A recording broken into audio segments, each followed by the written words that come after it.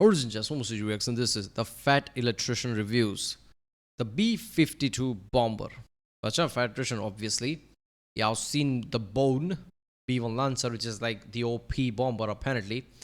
Never heard about it, right? When Fat Electrician said, like, oh, I consider this the best, I'm like, are you sure? And then it's just like, of course he's sure.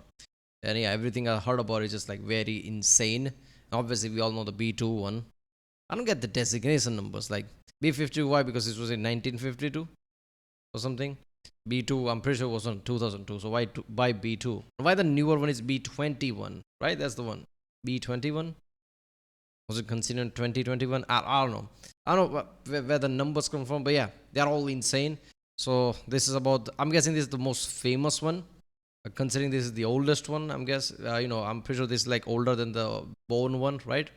So this is like that big cargo style plane, which is like big with, longer span and everything, can carry more apparently, but not really.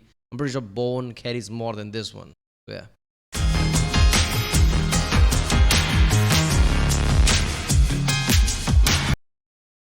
So I've been watching this type of plane, jet, tank, and equipment type of videos recently about military. Obviously, a lot of from Fire Electrician, but other channels as well. I just saw today like the next generation of air dominance plane. What is it called? X-44, right? That was the concept. Now, obviously, it's not X-44, I'm guessing, but it's gonna be somewhat based on that one. I don't know, but yeah, all around it's gonna be very interesting. The new air dominance one. F-22 is insane. Like, which type of insane technology? This one, it looks like a kite or something, right? That's where the concept is going, but nobody knows for sure because it's not finalized. Everything's still classified, so who knows? Is Northrop making it? If Lockheed making it, nobody knows. We know that Northrop is making like Japan's one, 6th generation one, which is like kind of like based on F-23 one, right? F-23 also had like some of the really strong points, right? So I'm guessing they will like carry over with the newer one. Who knows? But it will be really interesting if like US goes with the Lockheed, and if Japan is making from Northrop. What if like Northrop ones comes out to be better one, right? Now if there's little competition like that. Before it was on competition like whatever US military decides as the end of military, or the Senate who decides it. Obviously budget will be decided by Senate, but is it the US military that decides it or some combination of both? I don't know. But there will be something like it. Now you can criticize them. If Japan's one turns out to be better, you can literally say like, wait a minute, you fucked up. You just gave it to Lockheed and that was inferior or something.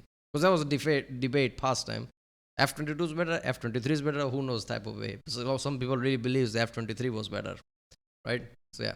So let's do this one. Remember, flag Marix and don't forget to subscribe. That way you can help this channel by helping the algorithm. And that way I know which type of videos to react to. Usually I react to where my interest goes, right? But yeah, it's, interest basically carries over to what people are telling me to watch. This I guess, I don't know, I'm suggestive or something. People say watch this, usually I watch it. Wait a minute, that's interesting. That just like opens up the whole wormhole, I guess. I don't know. So let's watch it.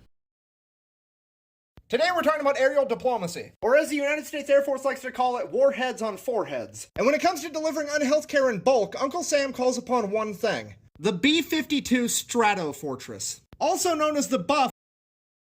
Wait a minute, it's called Stratofortress because it flies a stratosphere and it's a fortress. Look at this size of it. How does B-1 carries more than this? I'm guessing like, yes, it has big wings, so I'm guessing it has a lot of fuel in them.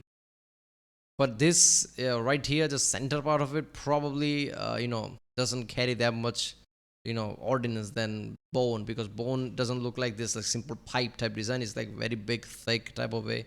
I don't know. That's why Bone carries more. Look at this, how it looks, right? You see this like automatic. Oh, wait a minute. They basically saw a cargo plane, intensified it basically, and created a bomber. Which stands for the big, ugly, fat fella. Sorry, I'm not allowed to swear in the first 30 seconds of my videos or I get in trouble. Anyways, back to Buffy the Forehead Slayer over here. This thing is capable of carrying 35 tons of warheads at a time, going at a top speed of 650 miles an hour for up to 80. Look at this shit. Oh, okay. Yeah, this can tell you size a bit. The wings are insanely wide. I didn't see that. I mean, I know when I see it like, oh, it's wide. But look at that. Now it's like put to perspective how wide it is.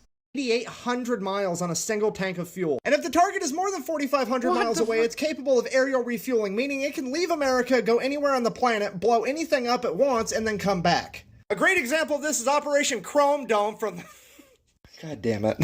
Who named that? Apparently the Air Force really wanted to set a tone back in the Cold War. Not only are they going to be putting warheads on foreheads, they're going to be dropping something so bright your hemisphere is going to be putting off reflections. Anyways, as you can see here, Operation Chrome Dome went from 1960 to 1968, where they basically kept B-52s in the air at all times, flying around the majority of the USA and the USC, also known as Canada. Those B-52s were equipped with nuclear warheads to engage the... Wait a minute, USC, United States of Canada? I don't think that's the thing.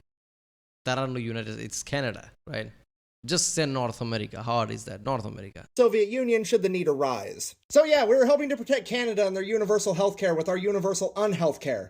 I feel like they should at least give us a free checkup or something. You know, on second thought, they are willing to fight grizzly bears to get us that tree-flavored Kool-Aid, so I guess we're even. Luckily, it's never come to using nuclear warheads, but even without nuclear warheads, a B-52 is a force on the battlefield. Above the battlefield? I don't know. Anyways, the Buff has been in use since 1955, and it's slotted to remain in use till after 2050. There's quite literally been fathers and sons that have flown the same exact plane. Longevity like that is due to its superior design, relative low cost compared to other bombers, and the Air Force maintainers that take an extreme amount of pride to keep these things in the air.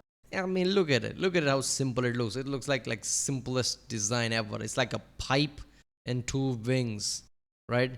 If somebody wants to make a toy out of this is one of the most easiest shit you can do. Look at that.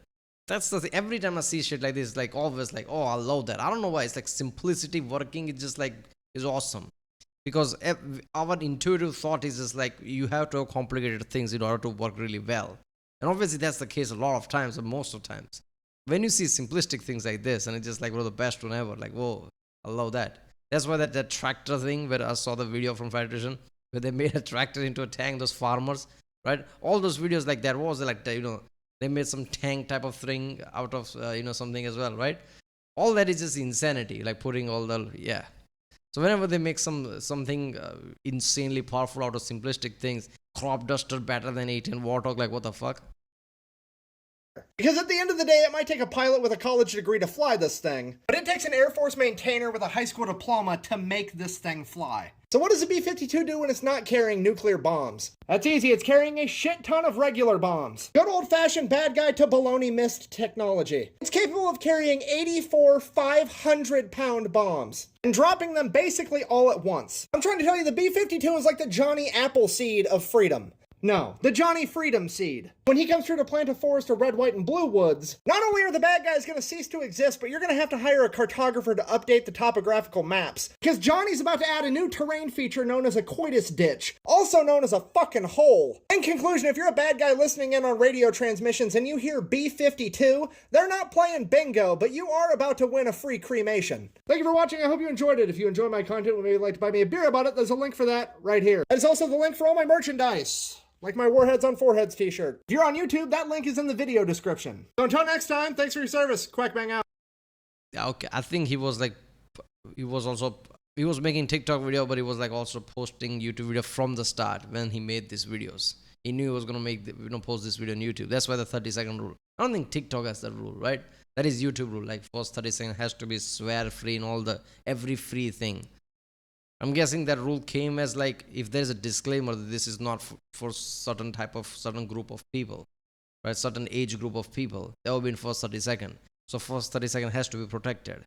Because people will see that and then they see it's not for them and they'll close the window because that happens. It's like, oh, there you go, look at that, it's disclaimer. I guess they're gonna, that's how it works. When you say this video is not for you, they're gonna stop watching. If YouTube says it, there you go. So yeah, every time I say disclaimers, that's just stupid. Right? Is your age 18 plus? Yeah, it is, because trust me, bro. So all that, like, that's just stupid. But I guess, yeah, for legal battle, it works. Why not? Alright, well, that was the Electrician reviews. The B-52 bomber is like one of the most famous one there is. You know, before Bone, this was the thing. Bone was even more insane. But I think, you know, Bone got, you know, like, because of B-2 and Stealth 1, which is like the, people are like, oh, is that a UFO? And the newer technology, obviously the big wing technology, and also like, what was that, like, F-117, right? All those had the technology, but B-2 is the one where it's like it all exploded in popularity. But just like how like Blackbird was one of the most famous plane, regardless of what, you know, is it a spy plane? Is it a jet plane? No, it's like one of the most famous plane. Everybody loved it because how fast it is. That's how humans work. It's the fastest. So you know that's why people are like, oh, that's so awesome. Stealth one, it's like one plane can literally hide. Not really from radar, but I'm pretty sure like there were lots of people who believe that this is hiding. It has some cloaking technology or something. No, that's not. Yeah, so B2 is that, so that's why it's famous. Bone wasn't famous because it didn't have stealth one, but it should have been famous because how insanely fast it is and how much it carries, more than B-52. Yeah. All right, I'll see you next time.